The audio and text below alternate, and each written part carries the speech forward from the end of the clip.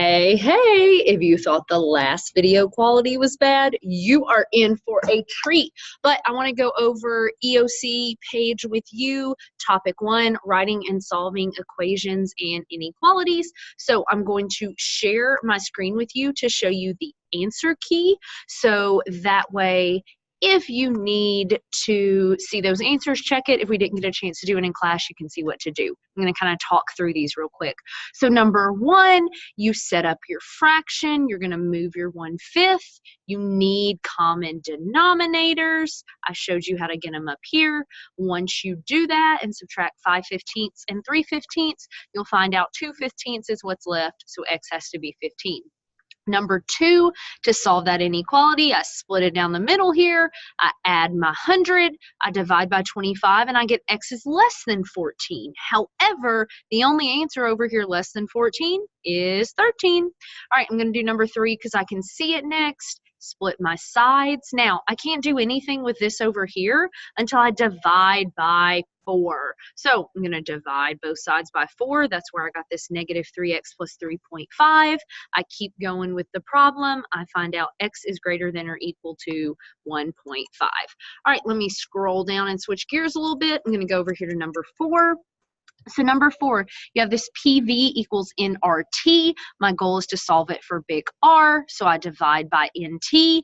Now, once I have this PV over NT, I just plug in these units that I underlined in green that they tell me to use for it, and I plug them in for each part. That's how I get to answer A.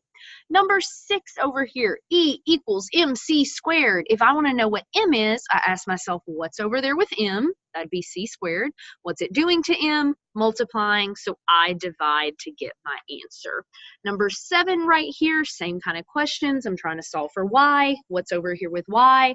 A 2x squared and a 3. What's further away? 2x squared. How do I make it go away? I subtract. And then I can't put z and 2x squared together, so I leave it be. How do I get rid of this times 3? I divide by 3, and that will be my final but crazy looking answer. Sorry to be jumping around, but here's number 5, same type of thing, solving for L. What's over there with L? A 2 and a 2W. 2W's furthest away, so I subtract that, get P minus 2W. How do I get rid of this 2? I divide. Answer choice B. And then when I see in number 8, 760 plus 22T, I should think Y equals MX plus B. Look at what parts match up with what. 22 is my slope, and 760 is my Y-intercept. All right, on to the back. Number 9, I have this table, and I'm trying to get the equation for it. So I see on my table that it's going up by 150 every time. That's my slope. So that lets me get rid of C and D because they don't have the 150. Now, I have to think about what that Y-intercept is, and Y-intercepts are across from X being 0. So if I took this back to no toppings, it would cost 1050. Well, that's not an answer choice, but if on answer choice A, I distribute that 1.5, I see that 12 minus this 1.5 is 1050. That's why A works. Number 10, the difference in the cell phone companies. I just wrote an expression for plan A, an expression for company Y, an expression for company Z. It said to find the difference, so I subtract them. 14 is pretty straightforward. They're getting 25 bucks for mowing lawns, $10 for babysitting to get to $400. 15, they are getting paid $280 per week. So you may have thought the variable had to go there, but you're writing the equation for just 1 week. So it's 280 plus 5%. To write 5% as a decimal, I move the decimal point twice. 0.005. All right, 16 right here. Harold starts with 16 gallons of fuel. He is losing fuel to get to his final amount. Now, you might have put 25 times M, but it's 25 miles per gallon. If you did that, that would mean driving 4 miles used 100 gallons of gas, and that's not right. I take my total mileage and I divide it by 25 to find out how much gas that used. Over here on number 11, you have to kind of do 2 different equations to make this work.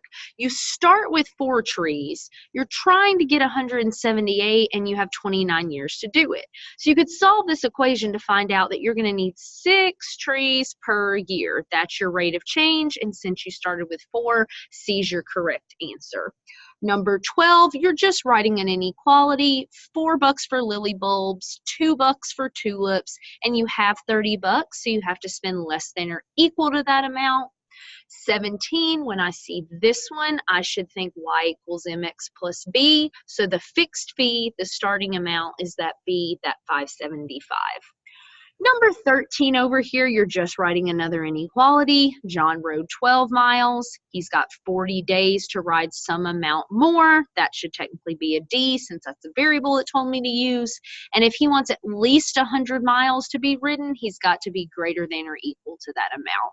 And finally, number 18, this is the breakdown for what each place would get paid in this show. First place, I don't know the amount, so I put an X, but every place after that is getting $50 left. If you add those up, you get the expression 5x minus 500, and when you set it equal to 1,000, as it tells you to in part B, you find out first place is 300, so second place would be 250, 200, 150, and 100 all the way through. So hopefully that helps you with page 1. You can always come see me beforehand if you have more questions about it, but happy studying and thanks so much for watching.